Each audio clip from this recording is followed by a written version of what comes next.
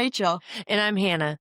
In episodes, you will hear real life truths from victims and professionals who have incredible stories of overcoming abuse, finding healing, and building a better industry for our kids in it. These stories will not be easy to hear. They are even harder to live through. Please use discretion and your own judgment on if you are in a place to listen and absorb these stories. Goal for this podcast is to give our guests the stand and a chance to tell their story the way that they want to, uninterrupted and unscripted. You're here. Please let us know what you think of this episode and comment the questions you want us to ask our guest on the follow-up episode. Enjoy. It's Aubrie. I'm 20 years old and I am a survivor of sexual abuse in the equine industry. Before I get started, I would like to say that I will be referring to my rapist by his name. When I started my healing journey, my therapist highly encouraged me to say his name to help take away that power that his name held over me. Using his name gives me the power to stop protecting him. He is a convicted rapist and does not deserve any protection. His wife was also abusive to me in a different way. She was never convicted of anything, so I will refer to her by KM. So when I was 16 years old, my 58-year-old boss, John Moe, groomed me for months for raping me several times. His grooming process was so effective that even once he did pull the trigger and start raping me, I didn't leave. I was isolated and confused and truly thought I had nobody and nowhere to go. I want to share my experience because during the time I was being groomed, I had no idea. I want to raise awareness to help others identify what grooming can look like and feel like, especially in the equine industry, and specifically when the abuser is your coach or your boss or anybody that holds some sort of form of authority over you. Right. So phase one of the grooming process is finding the victim. An abuser is very intentional about who they seek out as the victim. They look for what they think will be easy targets and easily accessible. Usually the easy targets are younger or have an emotional need for connection or have a desire to be fulfilled. For younger children, it can be easy things as toys, candy, games, etc. For older children and teens, it's a little more complicated than that. For me, I was easily accessible and I had a deep desire to be a stock contractor, but I had limited knowledge or resources. I went with a friend and her mom to a new arena that was open near my house. I was super excited because it was the first local arena that I knew of that offered Western heritage events on like a regular basis. I was running games up until the point I found that arena. I always wanted to do more of the cow stuff. There just weren't a lot of places by my house that offered those events. My friend and her mom liked to try new things with their horses, so I was super excited to go and have someone with me. John and KM were both friendly when I met them. Nothing out of the ordinary, but when John told me he was a stock contractor for the animals at the arena, I think he saw my face light up, and that, along with my parents not being with me, what he figured of, yeah, I picked that one. And that was what made him keep his eye on me for the rest of the time I was around. My friend and I did really well at the competition that day. John made it a point to ask me lots of questions and was very complimentary about my riding skills. Nothing seemed really out of the ordinary when meeting them. So out of those more normal, seemingly innocent behaviors, what might have actually stuck out as a warning sign? Not a whole lot at first. The warning signs didn't really show up until later. There wasn't a whole lot of anything out of the ordinary that I first noticed. It all looked and felt normal, and he was just being nice. And that kind of brings us into phase two of the grooming process, which is establishing trust. At first, John just befriended me. He used my morals and values to make me feel like we valued the same things and respected the same kind of people. I attended more events from this new arena. I was coming in pretty early to the events, so I was always trying to show that I was a good person. I would help set up pens, put banners up, move animals around, stuff like that. I didn't mind not being paid for it. There was time to kill and it was something to do and it would help somebody else. I liked helping. I liked doing the stuff that I was doing to help. Unfortunately, during this time, my twin sister was very ill. She was in the hospital a lot, and most people don't realize this, but my parents were working with doctors around the clock to find a treatment that would prevent her from dying.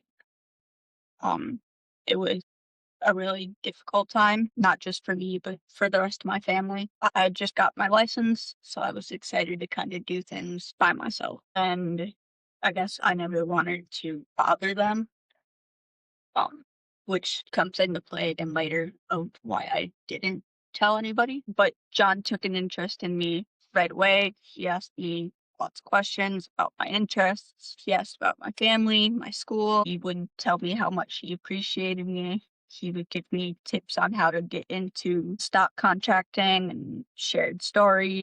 Um, I didn't really realize it, but this phase of the grooming process is where most of the lies and tricks and manipulation was starting to occur. Talk to us kind of about what lies and what kind of things he was trying to feed you, talk to you about that kind of thing that make you comfortable. What was he using? Just about anything. I said I was going to a barrel race. He told me he had a 1D barrel horse just sitting in his back pasture that I could use. I told him I wanted to learn how to ride broncs. He told me he had some broncs in a pasture somewhere that he could teach me. He learned that I really respect the military and law enforcement. He said he had served in the military and after he was done in the military, that he was a prison guard for a while. So just about anything I showed interest in, he said, "Oh yeah, I do that," or "I've done that," or "I can help you do this," or "I can teach you how to do that." Anything I showed interest in, he would figure out a way to get me to believe that he had done whatever. All the lies that he told me, yeah, he's done all the things I'm interested in. It made me feel like I had found the connection I needed to get into the stock contracting stuff and even more into like the rodeo stuff. So I thought this was who I needed to Impress, work for. yeah. You go and say. Just work with because he was gonna be my road to what I wanted. And if I can chime in, I think during this time also, as a parent, I am noticing all of these things that he's telling her and us when we were around her. She would come home and say, "Hey, did you know John this? Did you know John that?" Everybody around him never said none of it was true. Nobody ever said.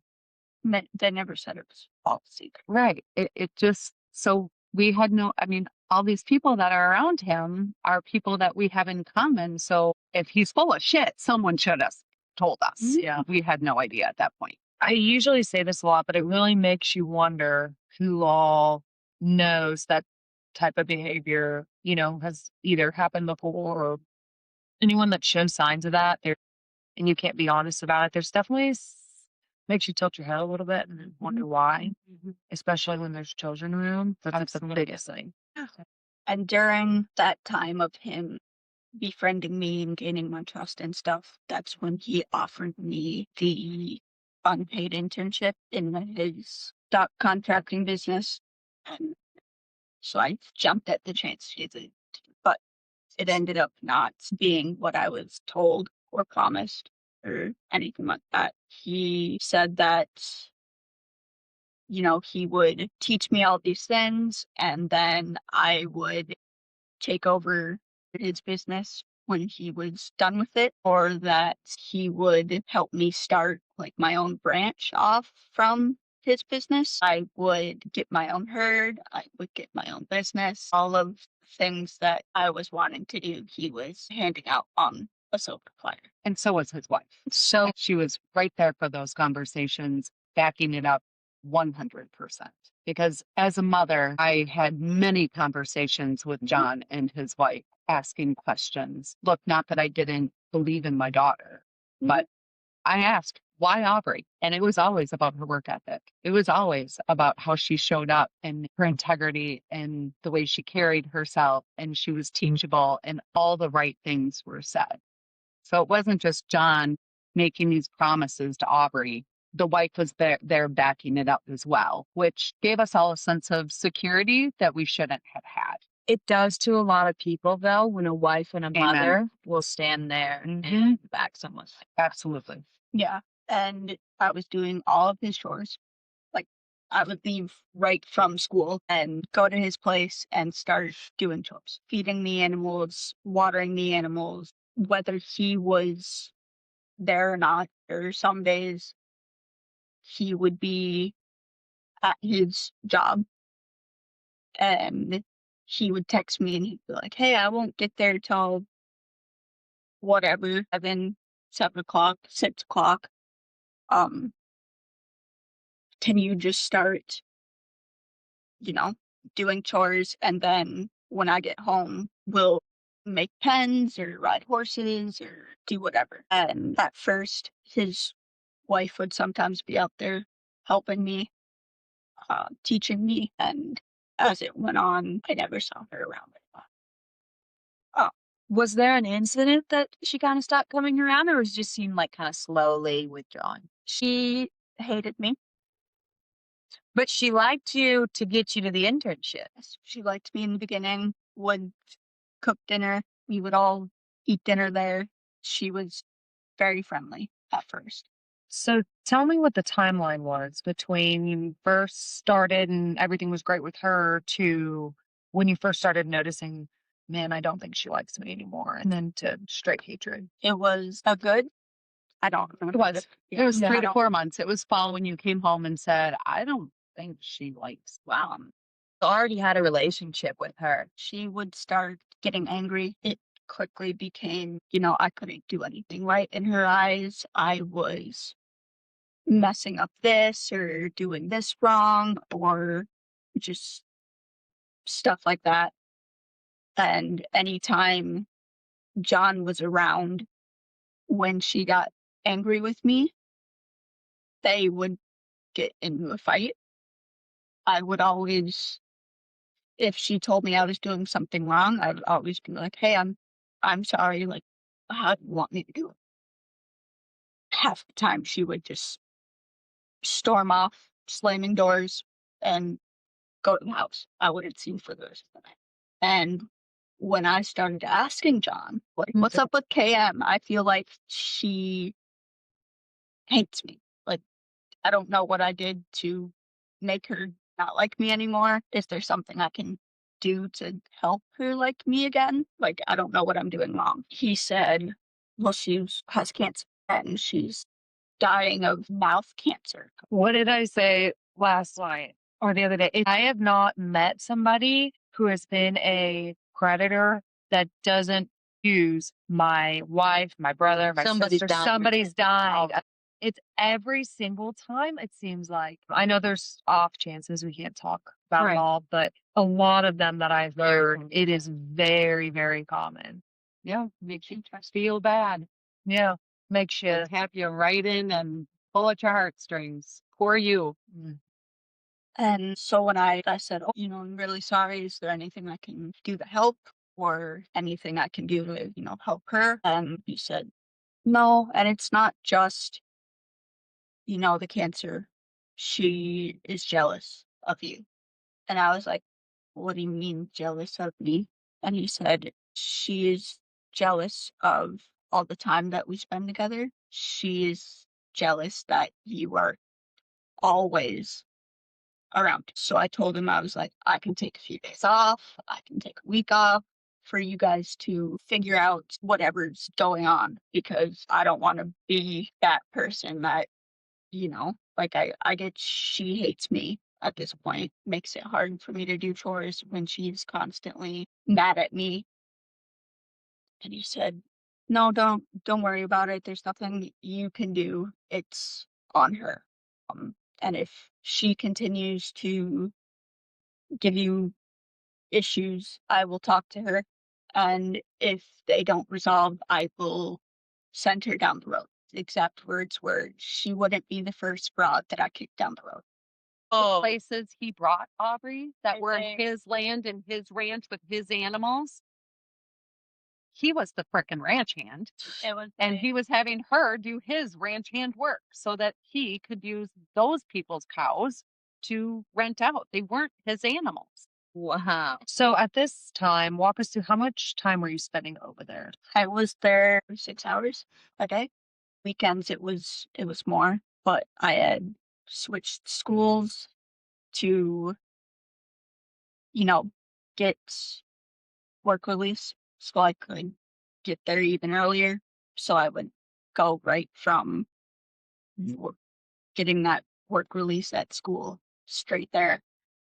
There were days that I would be in school and he would call me and I would step out of class thinking it was, an emergency. And he would just be like, just wondering like when you're coming. And I'd be like, John, I'm still in school. Like I still have, I don't know, 2 more hours of school. And he's like, well, okay, we just have a lot of stuff to get done. I'll text you when I'm out 'cause I can't leave any. So I was there all the time, every day. And that's kind of where phase three started. Phase three is where the abuser breaks down the victim's resistance to touch. KM was very angry with me, hated me. It got to the point that I would not see anyone. She would sit in the house from the time I showed up to the time I left. The only time I would see her is if she had made dinner. The three of us would go sit down in the house and eat dinner. Then I would leave. She never talked to me. Very dirty looks all the time. And at this point, I was staying away from her. John had told me, just stay away. I'll deal with it. And one day, I was pretty upset. And me and John were doing chores. And he had kind of came over to me and he was like, hey, like, you seem off. Like, what's going on? And I told him, I know she hates me. I don't know what I've done wrong, but I don't want her to be the reason that I lose this job. Was the first instance he touched me. Wasn't like sexually or anything. He just gave me a hug. He said, you will not lose this job. She cannot. Fast forward, anytime he tried to touch me or hug me or anything like that, and I, shied away from him and I wasn't about it. He said he would always bring up that first hug. He would always be like, well, you didn't seem to mind when I hugged you this time, or it didn't bother with you when I hugged you the last time. And I'd always been like, I mean, yeah, but I was upset, and I'm really not hugger. Never something I've done. He would always use that first time against me. And then came the talking about my love life or his love life or, exes. And he would joke about having sex with me. And he would always be like, oh, I'm like just kidding or like just joking. So I would always try to laugh it off. At that point, my gut was telling me, that's weird. Why do you always have to bring this up? But I also thought, I don't know, maybe like sex has always been a normal topic in my family. It's never been like a taboo thing. My parents always raised me of, if you ever want to talk about it, we're here. It's not something that you have to skirt around. It was a normal subject, but when he would say those things, would gross me out. And the topic came up of, well, KM thinks I want to have sex with you. And I'd be like, why? Because, like, I don't want to have sex with you. There was a boy I had been talking to for a few years, and he'll come back into the story later. But there were times where Cam would come down to the barn while we were doing chores, sneak around trying to catch us doing things. It's like fascinated with the idea or just mentally ill. Yeah. Great, great. And one day I was mixing pig feed and she kind of came down the room and walked in there and saw me and I was like, oh, hey, how are you? And she just glared at me and turned around and slammed the door. It's weird. I don't know what I did, but okay. So she would try to sneak down to the barn. And this was before anything like happened. She had stuff.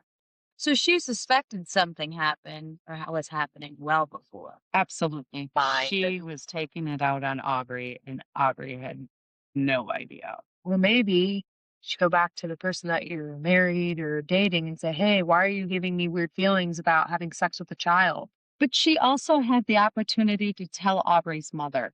Yeah. She had my phone number. We had conversations. Or handle it like a rational adult and go, ooh, my almost 6-year-old husband is making comments about a teenage girl. I need to look out for this teenage girl while also making sure my predator husband isn't around more girls he can dick. Yes. It's just gross. It's bad and it's ugly. It's really ugly because he was also using this as opportunities to talk to you about sex, to touch you, to rub your back, to give you reassurance, all those things. Yeah, perfect. So back to the boy I had mentioned. He is close family friend, so we'd always grew up together, but we started kind of talking and I would talk to John about this boy and John would get really angry. He would tell me, he doesn't want to share me.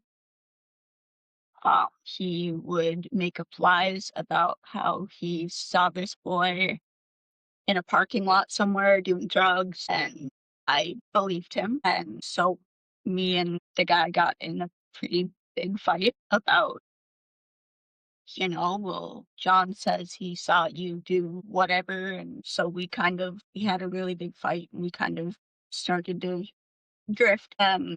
John took that to his advantage. Anything I told him about that boy, he would twist and he would even be like, well, you don't want a guy like that because a guy like that, if you end up getting pregnant, he is going to leave and not be supportive and you'll be a single mom. But if like something were to happen with me and you got pregnant, I would support you. You could stay with me. I would help you take care of the child.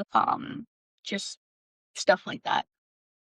Saying working absolutely overtime to paint this dream for you and throw absolute mud on everything else. Yes, that is phase 4 of the grooming process. It's isolation. At this point, I was believing everything John was telling me. I had already switched schools, left all of my friends, very rarely talking to my parents about how work was going, and even my past coaches and trainers didn't talk to him. He had told me he had business deal with my old trainer and that he had canceled the deal because she was so stupid and didn't know anything about starting colts and just riding horses in general, stuff like that. And then it suddenly went from, you're doing good, you're riding really good, all the compliments suddenly became, nothing, you're doing it all wrong because you were never taught properly. But I can teach you. So I quit doing lessons. I quit talking to my friends. He definitely made it where I thought he was the only one that I could talk to, that I could trust, that would help me get to be where I wanted to. Like the first arena that I met him at, we quit doing events there. He had told me that he had heard that one of the people who owned the arena or was connected to somebody who owned the arena had been taking pictures of little girls. So that is why we stopped going to that arena. It just follows something to scare you into going around people. I think there were some business dealings that did not go through like John had promised, along with all the other things this man is known for breaking every promise to every business deal he's ever signed up for. And instead of, he couldn't tell Aubrie, well, I didn't pay that bill or I didn't do what I said I would do. So instead, he turned the arena owners in Aubrey's eyes as bad people, pedophiles, child pornography business. Wow. And that he would keep you safe from. Right. It's convenient how they do that. In fact, I think he even said he offered to beat the person or kill the person. Yes, he made a lot of threats, never to me, but to other people. He threatened to bash his brains in, sneak into his house, and just basically kill him if he didn't leave me alone. Started telling me about beaten people in the past, and when I was a prison guard, I had to kill people because they were trying to kill me, and told me old war stories that, looking back at it, it was the same war story that you see in almost every movie, to the point I wasn't scared for myself, but for other people and, the people that I cared about. And what a scary position for you at that age. So you're at such a delicate age anyways, but to sit there and worry about your family, your friends, that boy, that's got to be that's traumatizing for an adult, let alone a kid. When, he started raping me, those threats became very, very serious. I felt if I left, he would track down the people I care about and beat them. It was never like threats against me. Once threats against the people I cared about. And I think the isolation that you experienced at that point just drove that home even more. Just when it comes to your work, you were no longer at the arenas. You were doing work with John. You weren't allowed to be around anybody anymore. Yeah. When we started going to different arenas, it went from, this is Aubrie, I'm teaching her things and she's going to take over the business and whatever, to, hey, I have to go talk to the dumb arena owner. Can you stay back and finish doing XYZ? I wasn't allowed to talk to anybody at the events anymore. I was only allowed to talk to the people that he had kind of deemed as good people. Those were the only people I was allowed to talk to. And even then, if I was talking to them for too long, it was, hey, Aubrie, come over here. We gotta do this. Or I need help with that. So really, John was the only one around. He was the only one I was communicating to on the show. John in jail, prison? No, he only got to serve 30 days. Minnesota works on a criminal point system, criminal sexual point system. So he only has 2 points. You don't go to prison until you're at 3 points. And charges had to be dropped. And that's kind of where I come in with all the shit that actually goes on behind the scenes for cases like this. But yes, during court, she was very much still there. So in law, they would walk in like this. Yep. Blamed me for, ruining the marriage. I was a whore. After everything had kind of came out, John had to tell her. And John told her I was a whore. I would come out of the bathroom naked and respond to him and just stuff like that. Wouldn't take no for an answer. What is a man supposed to do when you have a young girl like that? That's what he said to the detective. Yeah, literally. I have it on the CD because I accidentally got, this is how bad the county screwed shit up. They went in with their search warrant and the detective sat at his table while the house was being searched. And John said this, and the CD got sent to me. The most disgusting thing ever. It was the whole time at court, he would glare at me. There was days, we would come into the courtroom first, sit in the back because it wasn't like the state versus him, not us versus him. So the only part we had in court was the grooming exit. So we would get in there and we'd sit down. Him and Kim would come in here or come in and, they would kiss in the alleyway. He'd go up to the bench. She would find her seat, but her seat was always somewhere she could see. Her seat was always somewhere she could look at me. The whole time I am sitting, listening, would be glaring at me, like she wanted to come over there and kill me.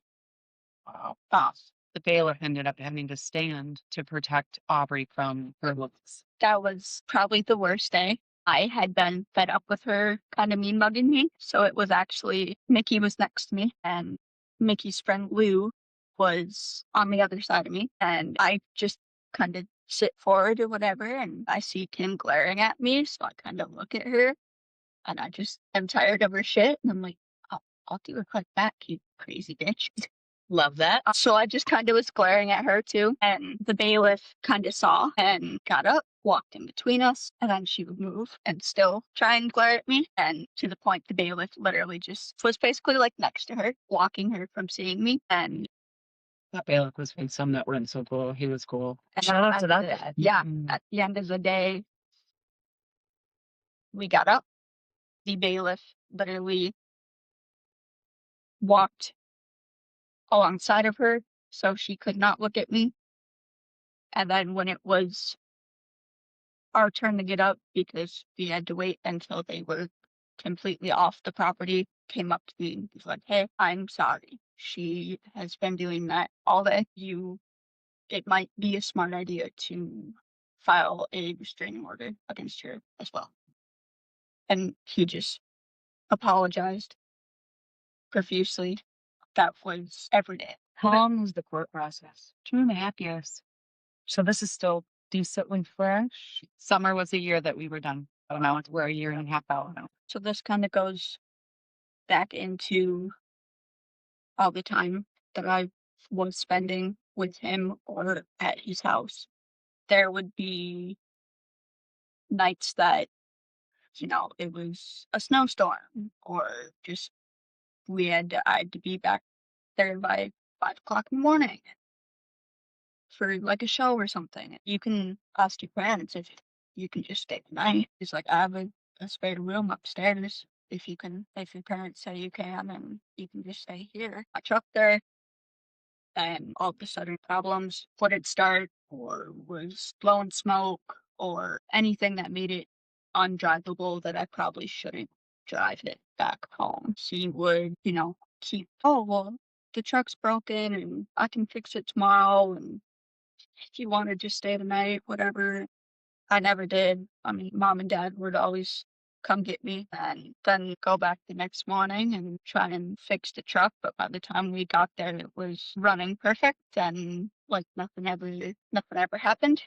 How many times has this happened? More than 5. Wow.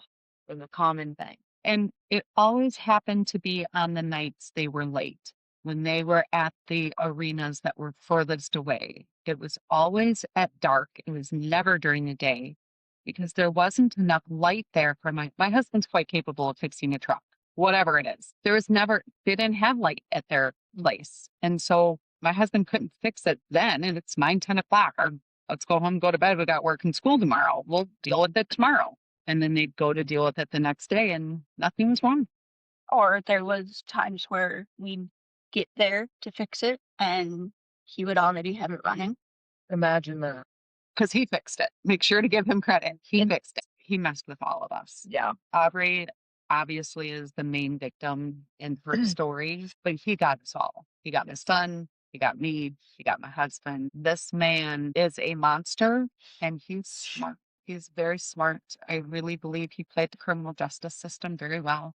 I think he played us very well. Aubrie was not a dumb 16-year-old girl. We came across a master manipulator, narcissist that somehow knows all of the systems, and he definitely knows how to beat them. So it took John exactly 7 months to find me, befriend me, brainwash, and isolate. 7 months might seem like a long time, but it happened really fast. It felt like, one day where I'm just working on the farm, and the next day I'm dreading going to work. I don't want to go there, but I don't want to use the job either. So after he raped me, phase 5 began. He he would tell me it wasn't his fault that he had fallen in love with a young, beautiful girl. And he said that, if I wasn't such a hard worker and I wasn't so pretty, and if I wasn't around here all the time, that, this wouldn't happen. And he would have been able to control himself, even though he is the one that needed me every day. He is the one that wanted me there every day at every hour of the day. So between the incidences of rape, he made sure to let me know that he would kill anybody that came in the way or got in the way of me and him being together. He would always refer to me as his life partner. In the beginning, I thought he meant like a business partner for life, but it wasn't until later that I realized he meant as his wife. You have to wait until you're 18 to tell anybody about this, because I'll get in trouble and I'll go to jail. You'll lose all the things that I promised you. And after I was 18, I could tell people, because run away and get married. And that was never something I wanted. I never wanted to marry him. I never wanted to be with him. I thought he meant like a business partner. It wasn't until later I figured out it was as wife. And then, the more I protested against, I don't want to marry you, sex with you, the more it became, oh, you owe me for establishing your career, starting your career. I owed him for helping build my career. I owed him for any meals he provided. I owed him for the little trinkets he would buy me. I owed him for allowing me to work for him as an intern. He made me believe that I owed him for everything, that the only reason I had anything was because of him.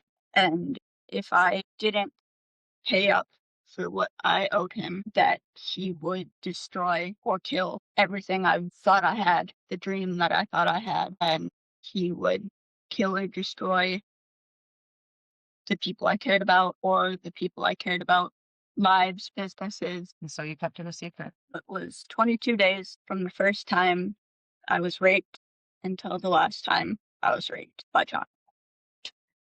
22 days. It seemed like an eternity. This February will mark 4 years since John Moe raped me. I would like to say he was punished accordingly, but he wasn't. He was convicted of 2 counts of sexual misconduct in the 3rd degree. That's what the criminal justice system calls it in Minnesota. Not rape, sexual misconduct. I think rape is too harsh of a word, too gross of a word. That's a bad word. You can't say that. Try going through it. So he should have had more counts, but the county attorney's office messed up with evidence. So the first time 1 charge was dropped. The second time they were dismissed. 2 potential things were dismissed because the county attorney messed up. In MN, we run on a point system for sexual violent crimes. 2 points is what John had after his convictions. So in Minnesota, you need 3 points to be even considered for prison time. Because he did not have those 3 points, he was sentenced to 45 days in jail. He served less than 30. He got 15 years of probation, and if he violates probation, he will go to prison for 10 years. He also had to register as a sex offender, which most people think is a good punishment, because we hear a lot about sex offenders, but John's registration wasn't a big deal. The sex offenders that the public hears about are the ones that have levels assigned to them. If they don't have a level assigned to them, you never hear about them. He did not have a level assigned to him. So because he never had a level assigned to him, his community was never informed that they have a sexual predator living amongst them. They were not informed when he got let out of jail. The only validating thing that came out of John's sentence was that he is not allowed to be alone with minors during his probation. If he is caught alone with minors, his stayed sentence will go into effect immediately. He will serve 10 years in prison, but he has to be caught. If he's never caught for it, nothing will happen. My biggest fear. is he's doing this to other people and not getting caught for it. Thank you so much for sharing that. I know that it's probably hard to tell your story, but I think your story is very, very powerful. And just sitting here, you just powering through it like a boss is really inspiring. Thank you. I'm just thinking of some different victims I know, some of them that are still going through a case that they're going to listen to this and they're going to go, holy shit, that girl went through it too. It's not my fault either. It wasn't my fault. So this is going to be very helpful for some people. And That's the biggest thing. it's helping people. You're bringing good out of the pain that you caused. And for your listeners, friends, people who are going through it, I think it's just so important to look at my daughter. It took time, but she is here. She's talking about it. Her confidence continues to grow every day. Her healing journey continues, and it's worth all the work, the therapy, the effort to come out on the other side. Did you make me really, really proud? For a long time, I thought it was my fault. It was not my fault, just like it is not anybody else's fault for anybody else going through it. It's not your fault. No, they knew what they were doing was wrong and they did it anyways over and over again. They're the only ones that'll have to answer for their actions. You can hold your head high knowing that you are a good-hearted person. You were a teenager who wanted to work hard and put in the work to get what you wanted. And they took full advantage of that. That says everything about them. Bit about. And that kind of brings me to, the blame game that happens. My husband and I raised our children to work hard. We did. You will work for what you want. And sometimes I think back to all of the things I've taught my children and how this pervert used those good, strong morals and values against her. And as parents, you also feel guilty. You also do the blame. You also do all those things. So I just think it's really important for everybody to know it is nobody's fault except the abuser, the perpetrator, whatever you want to call these monsters. It is not the parent's fault. It's not the friend's fault. It's not the teacher's fault. It's not the child or teen's fault, or even for the adults, for God's sakes. It's the perpetrator. And no, Kelly, is there anything that you would like to share with the viewers and the audience on what can help and advocate for everybody in the equine industry? Yeah, and I don't think it's just specific to the equine industry. I think this is for whether you're the parent, whether you're an advocate of a victim, whatever the case may be. I think the most important thing to know is don't ever stop, because our systems are not set up for our victims. I think Aubrie did a really great job explaining the grooming process and the definitions of the grooming process. But the aftermath of what happens also traumatizes the victims. When I brought Aubrie in to the hospital for a rape kit, we were separated because my daughter feared for our lives from John. She thought John would kill us. Now that I knew, she wanted to protect us and she was not going to do anything to bring him down. And so sitting in the hospital, I'm demanding a rape kit. And my 16-year-old daughter did not consent to a rape kit. And so the hospital staff separated us. And I was beside myself. I didn't know, how the hell can you tell me not to do this medical thing for my child? Well, they're in charge of their own health care. And so while we were separated, I called the police. That would be the next logical thing to do. I'm calling to report a crime. And they told me that she's 16 and she can have sex with whoever she wants. And if she's not consenting to a rape kit, then it's not rape. Interesting. Yes, it was heart-wrenching. In the meantime, the nurse is coming into the room I'm in telling me to stop traumatizing her further. Stop making it more dramatic than what it needs to be. This is a registered, specially trained nurse for rape. That is what this woman is telling me while I am on the phone trying to figure out who is going to help me. I work in an industry where I work with people within the county. So I thought I'm going to call them. So I called my county and I was told, you got to call the sheriff's office. So I called my county sheriff's office. And my county sheriff's office, how old is your daughter? 16. I know it's hard to know your kid's sexually active. That is not what this is. This is her boss. If I were forced to have sex with my boss at my age, it would still be a crime. It has nothing to do with her age. They weren't having it. got hung up on again. I called the third time, got another person. This time I called 911. I didn't call the sheriff's office. The dispatcher was a little bit nicer. She did not poo-poo me, but she told me I can't just call 911. I have to call the county that the crime took place in. Okay. I don't know what county this, I know it's 7 miles from my home. I think it's my county. Well, you better be sure before you call. Okay, so now I'm pulling up county line maps to figure out John's address versus my address. I realize he's actually in Mille Lacs County, not my county. So I start calling there and I go through the same thing. I called the police between 6 to 8 times before I lost my shit. I let them know that I was going to press charges against them if they didn't get somebody on the phone that gave a crap. So I gotta let me get your name and number. A detective will call you back.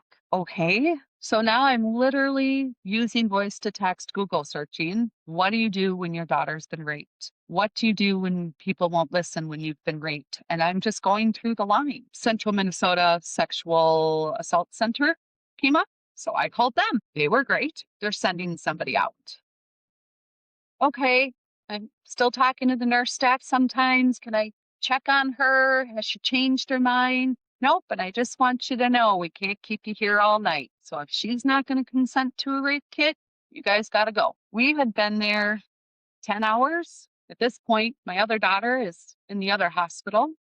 And I'm talking to my husband and I'm like, I don't know what to do. I guess I just pack her up and take her home. And he said, Kelly, you have never been someone who takes no for an answer. And I was like, you're right. So I got to call in the big guns. So I called my oldest daughter.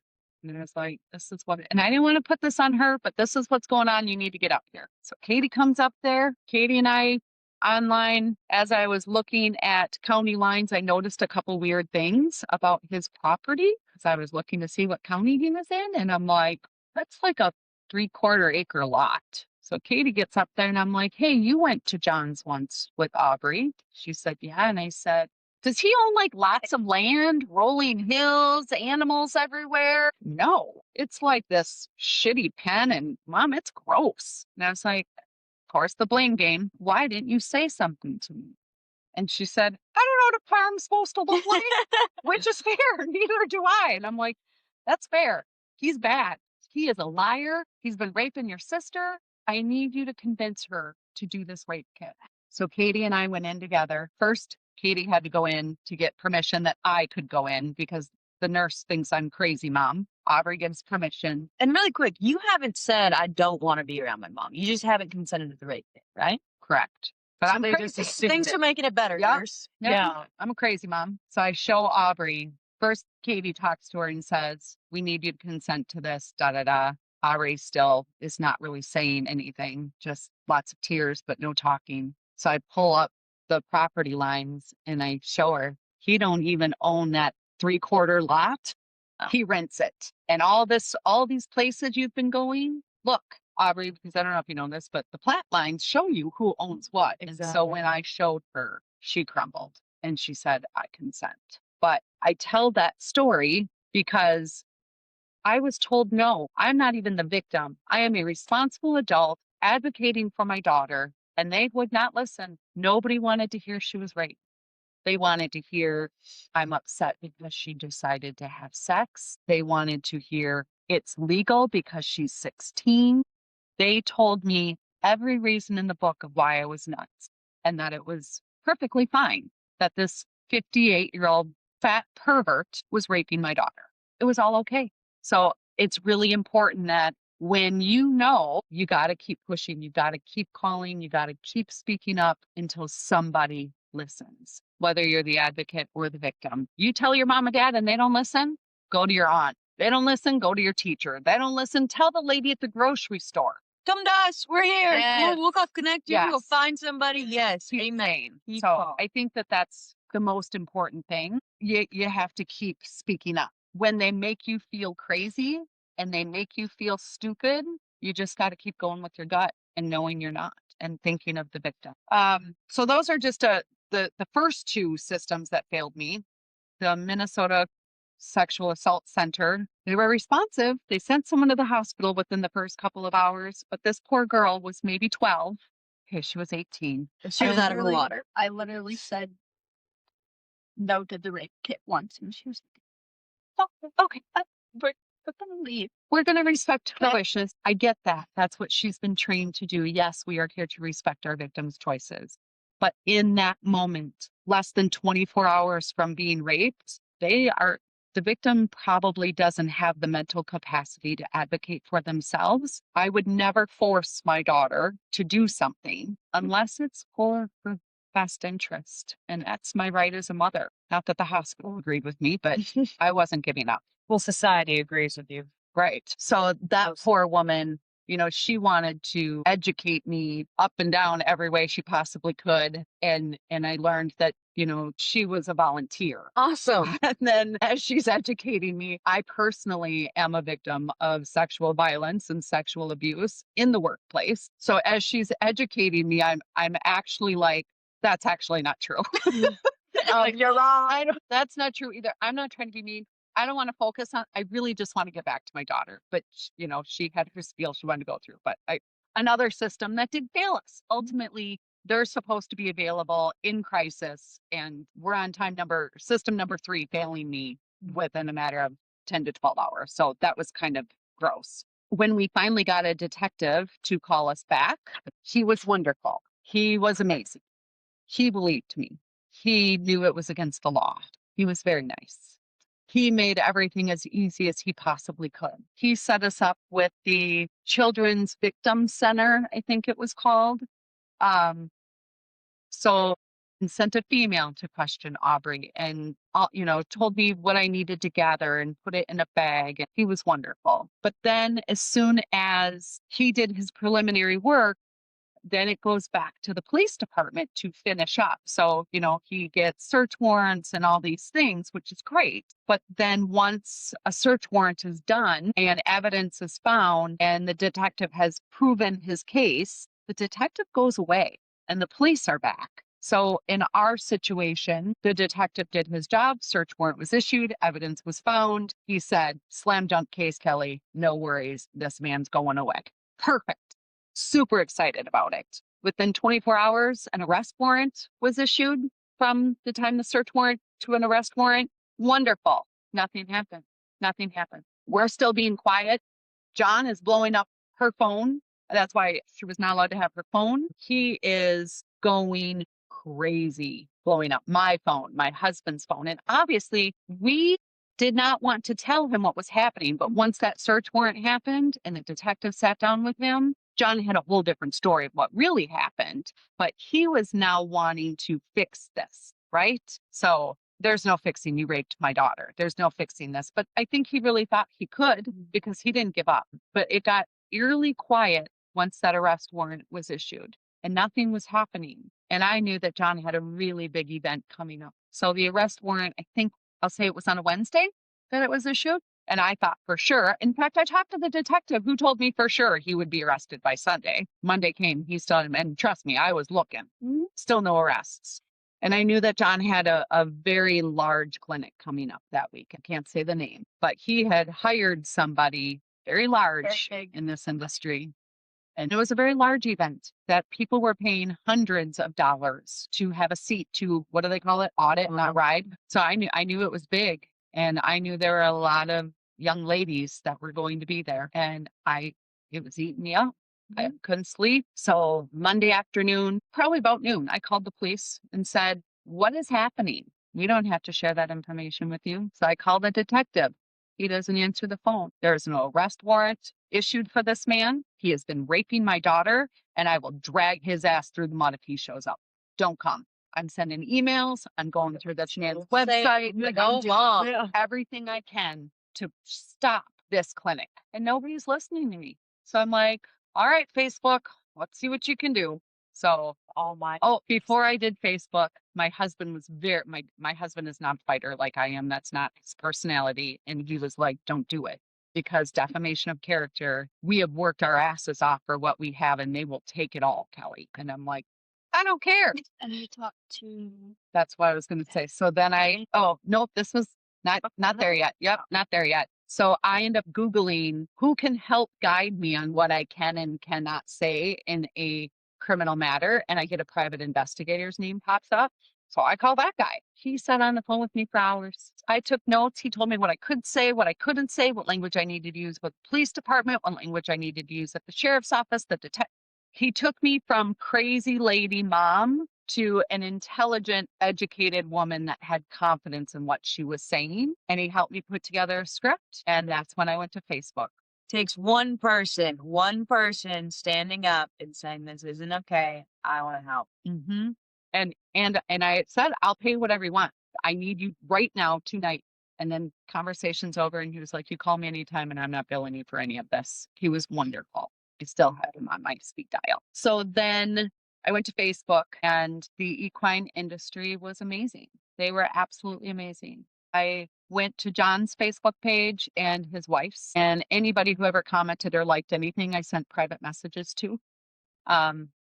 Every public forum I could get on, and it said something along the lines of, do not attend any CREA events, because that was the name of their stock contracting company. You know, here's a case number. I gave her a case number. Call Mille Lacs County Sheriff's Office, ask for more info, but do not let your children be there, blah, blah, blah.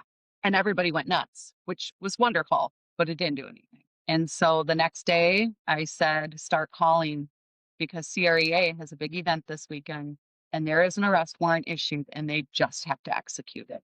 Start calling the sheriff's office and demand to know what is happening with this case. And it was maybe 6 hours. I got a phone call from the sheriff's office, make it stop. And I said, I will not. We have so many people asking for data requests. We are asking demand. They have no right to this information. It's not public. I'm like, I don't care. I'm not making it stop. I'm going to keep fanning those flames. Shut it down. And then John got arrested. We were like, hallelujah.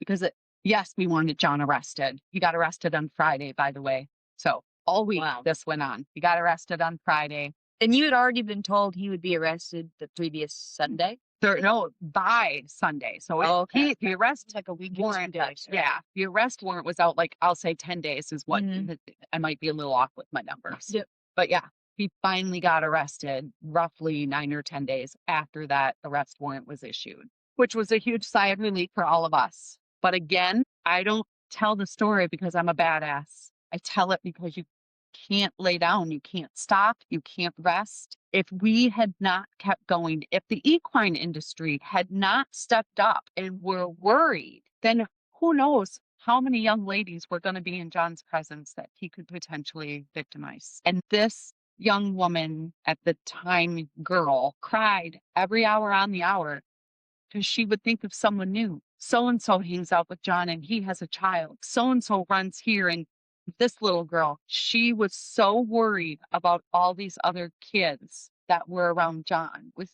Aubrie was never for me. She was always protect this one, call this person, say something to this one. She became an advocate for victims while she was still a victim herself. And I learned from her. She didn't have a voice, but she told me what she wanted to be said and done, and then I would execute it. But everything I did was through her. But again, don't lay down, don't take no, don't wait and see. I can't tell you how many people have called me because her old equine coach has shared my name and number with permission to other people she's learned. And there's been some other people who have shared my name and number. And the one thing that I hear the most is, I'm so tired. Yeah. I know you're tired, but you have to keep going. You cannot stop. I was tired. Yeah, that's right. You were tired too. There were several times throughout the court case I was like, what is this for? And that brings me to the next part, right? The criminal justice system. The county attorney's office is a joke. Absolute joke. The first county attorney we had, I should say, told me it did not matter how many charges we brought against John. The punishment was all the same. Well, why would I know any different? I don't know. Okay, you're the county attorney. So, because, I'm in there in my meeting and this is during COVID, people. So we're talking via Zoom, which also, quick little sidetrack, is John was released without bail after 48 hours in jail because it was COVID times. And if you're a first offender, you didn't have to post bail. $0. 48 hours, he's back on the street. They didn't even give him a slap on the wrist. No. They were just like, No, it's a slap on the ass. Yeah, like What? get out. That's disgusting. We don't want to deal with you. So in my meeting with the county attorney's office, I'm asking here's how many times I know it happened. I think it's more, but this is what I know for sure. Oh, it doesn't matter. Punishment's all the same. Okay. So I let that go. Well, within, I don't know, it was a short period of time, that particular county attorney fled the state because he also had criminal charges being brought against him. So now I get a second county attorney. The second county attorney comes in and she tells us how everything's going to be so much better. Tears in her eyes. She is here to advocate. So much better. She is here to advocate. She is here to make things right for you. She gave us a victim liaison who asked my daughter why she gave the power to John. First sentence, we are literally sitting in that room, me, mom, county attorney, the victim advocate. First sentence out of her mouth. Well, why did you give him the power to do that to you? Is this lady also a volunteer? No, What on earth? disgusting. At this point, I don't play games with anybody. I'm like, Uh-huh. we're out. How dare you? You're not to you. sit in any more meetings. What is this lady? Furious. We walk out. We are shaking. We are crying. We did have a lovely victim advocate from Crisis Response or pro-crisis in Mille Lacs. Use them. They're amazing because when we filed an order of protection, we were denied. Another system that failed us. So I Googled, how do you get this approved? Brought me to Pro-Crisis. They helped us put the paperwork together. So we got an order of protection. So when that happened with the victim advocate liaison through the county, we called Pro-Crisis again and said, we're going to need you because this lady's off her rocker. And then that particular county attorney is the one who lost evidence and refused to file charges against things. Yeah. And at this point, I had already felt like, they're not going to listen. It's not going to matter. So, Of course. at this point, I was shut down. Rightfully so. I mean, I think if I was in that situation, I don't know about you, but I feel the same way. Well, nobody filled you with any sort of hope or support there. So how could you feel any other way other than beat down and like there's no hope?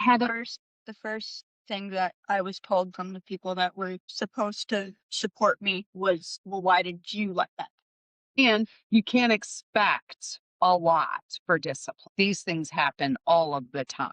And that's why, is because discipline is not strong enough. Yes. So we had an advocate from Pro-Crisis. We'll call her Gigi. And Gigi taught me everything I know. That woman gave me so much power and fire. And she lifted Aubrie up all the time, gave Aubrie the space and the time to tell her story.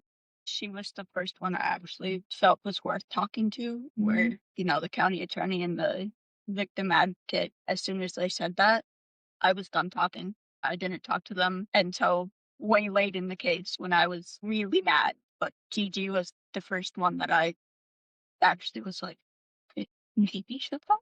It was amazing. And I think that you have all these systems and clinics and volunteers and workers and people who are paid to help you, and they fail you. And it's really quite disgusting. It's really quite disgusting. Should not have to educate myself to become a lawyer. I should not have to educate myself to be a police officer, to find what language to use. The fact that I'm telling you my daughter was raped should be enough for you to do something.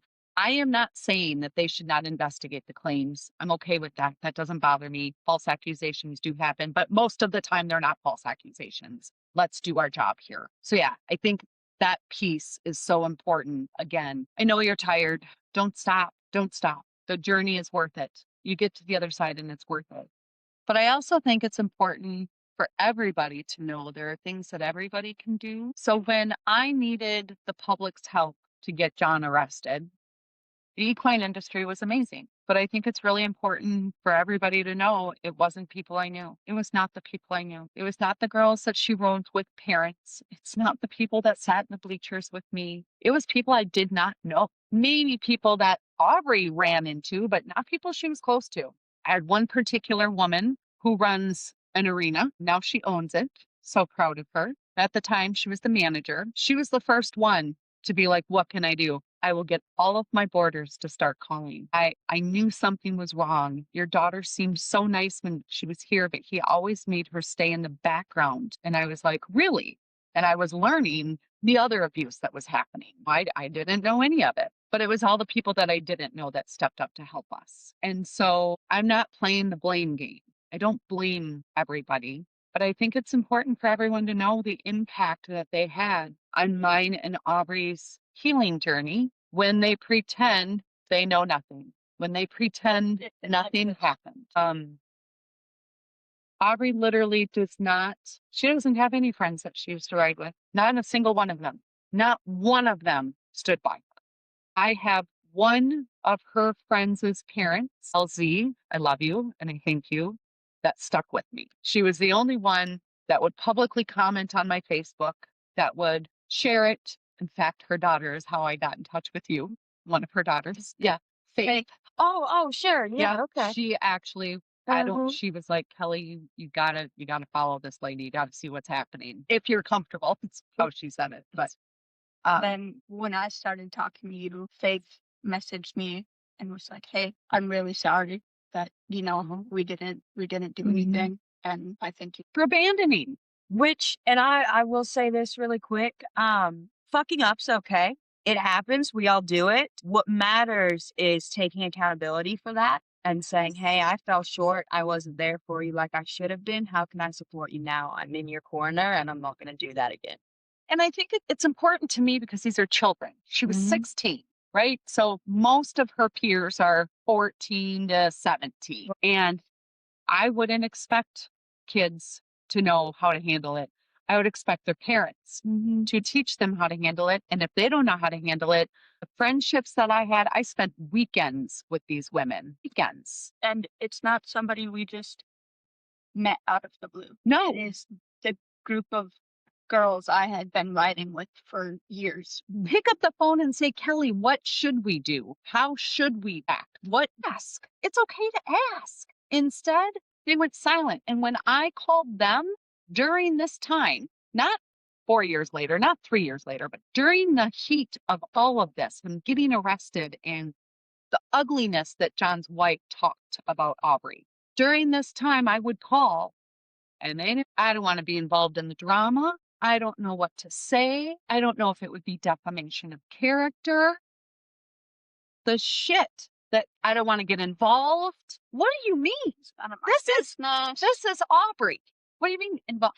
This is not a stranger that someone's talking about. You read a newspaper article. This is Aubrie. You have known her since she was 12. And this predator was around all of your kids too. This should affect everybody. Nobody wanted nothing to do with it. And what floored me was when John's wife started making accusations that Aubrie was provocative and throwing herself at him. At that moment, all of these adults should have said, Aubrie, no way, no way. This girl, you're out of your mind, because they knew her.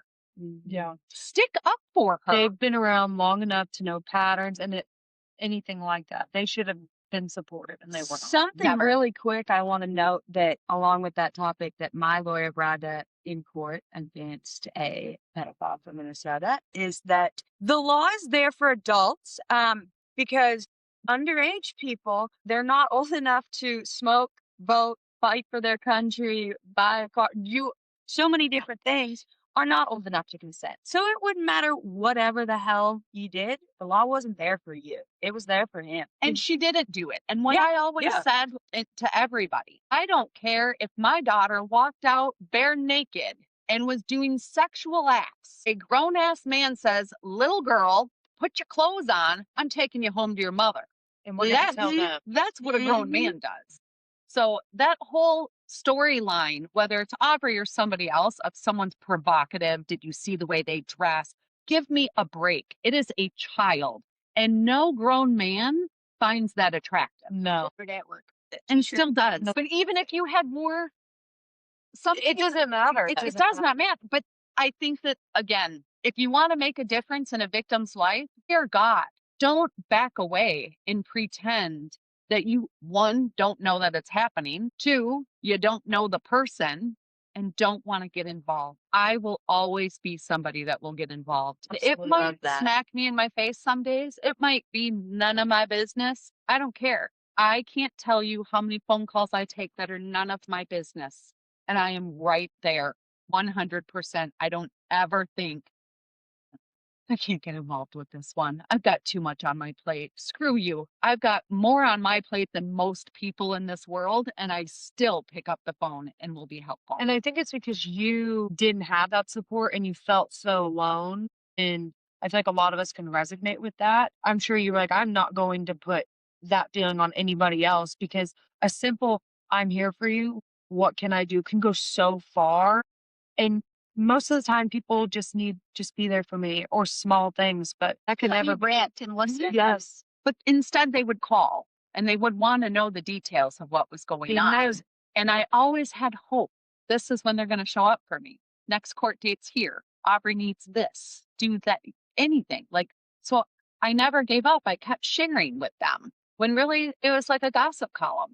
They just wanted the details so they could go to the next show and say that they had firsthand knowledge. It was gross, but it is what it is. And I agree that people screw up. While we're waiting for his trial, years goes by and we're still keeping our eye on him, but everybody else has forgotten about him. And I find out that he is working around children, not in the arena, but going to people's homes to do their field work. And there's children in the house. And I learned this firsthand. We'll just call her Jay. I know that Jay knows that this man is working in a field where there's children in this house. And I know that Jay knows this man did this to my daughter. So I called Jay.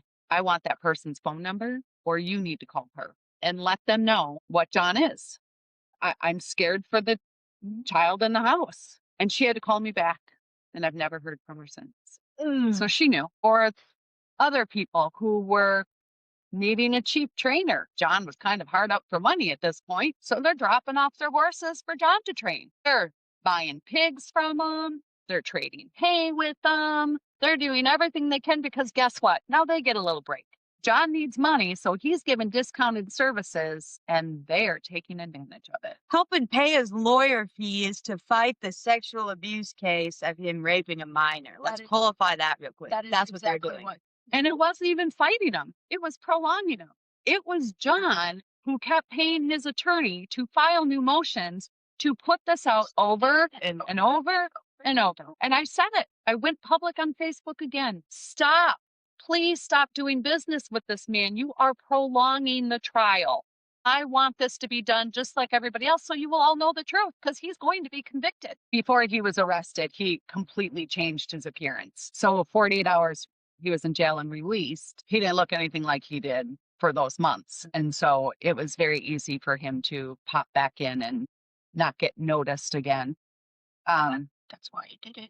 Yeah, for sure. That's why he did it. He was very smart. So again, I'm not trying to do the blame game, but I like what you said. If any of those people were to ever say, and not even that they should have been there for us, but they could have been there for us. You know, they could have just said, I'm sorry for what you're going through. I'm sorry that happened. Even, dear God, Aubrie, would you like someone to come over and just go on a trail ride at I your was just house? about to say, how about a little distraction? Let's go have an ice cream date or something. Because this young woman. Oh, I had to school. Yeah. Wow.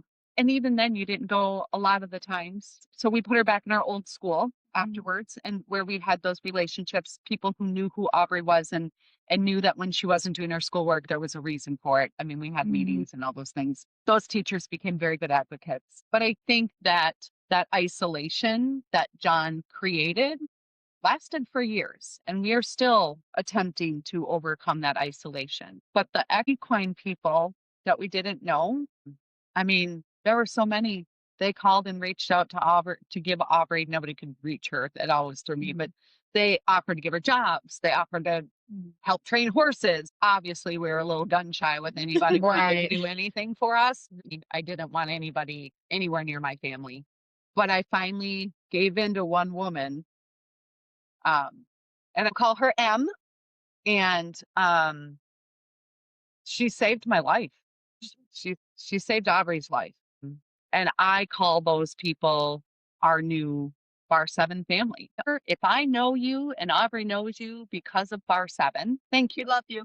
Absolutely. Whether you're still riding there, you've moved, whatever it is, that was the distraction Aubrie needed. She started mucking stalls there, and my husband went with her for a very long time because this girl was not leaving my sight. There would be new people that I wasn't quite sure who they were, and knew who they were. They'd come up to me and they'd be like, "Oh, hi, Aubrie," and I'd be like, "Hi." And in my head, I'm thinking, "Who are you? How do you know me? What do you like? What do you want?" But they never all very nice. And it's the same group of people I see at shows now, and we can talk about just about anything. And literally, I would show up just because I wanted to see. Is it really a ranch? Are there really animals? Is it really clean? How big Is is this lot? right? Yes. Dear God. How many cows are in this pen? And I did.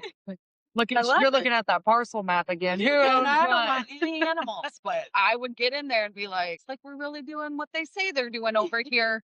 It's almost like she had bodyguards for Aubrie. I kid you not. They would go places. And again, my daughter's still sick. She's not dying. We've gotten her over the hump. She's gotten a treatment. Addie's doing, I wouldn't say wonderful, but I'm still home with her a lot during this phase of getting to know the Bar 7 family, I'll call it. And they would send me pictures. Like if Aubrie was going anywhere, these people circled around her because I did not want her going to any arenas but Bar 7. That's the only place I felt safe. And then my neighbor went to go watch Aubrie run once there, and CB blocked her. And CB is just a little woman, but my neighbor's a big woman. And CB jumped right in and was like, "How do you know Aubrie? What can I help you with?" And why are you here watching? And my neighbor calls and she's like, "Aubrie's got security guards. Could you let them know I'm here?" That's I'm like, "Yep, I can." awesome. They really looked out for Yeah. her. It was those people are still our family, will always be our family. And they knew how to advocate. They showed up in court, they showed up at the home, they showed up at the shows. And even if they didn't say, "Oh, Aubrie, I'm so sorry for what happened to you," just their presence, their friendly demeanor, their self-awareness of space, men and women both, were very good to Aubrie. I remember the first guy I met there. Immediately, my PTSD kicked in, and I was like, "It's a guy. I haven't worked around a guy since." And immediately, he, said hi or whatever, and I talked to M about it, and he immediately was giving me space. Immediately would say, "Hi, how are you?" And then would leave it at that. And now he's probably one of the first people I greet when I get there. Once I kind of got over the fact of, okay, every grown man is scary and a threat. He quickly became one of the guys I can immediately go to with anything. And that's who you want to be. That's who I want all your listeners to be. You don't always have to fight hard with all the badass stories I told. You can do those subtle things for victims too, and it still means the world because you're getting them acclimated to being around people again, because a lot of victims are so isolated, they don't know how.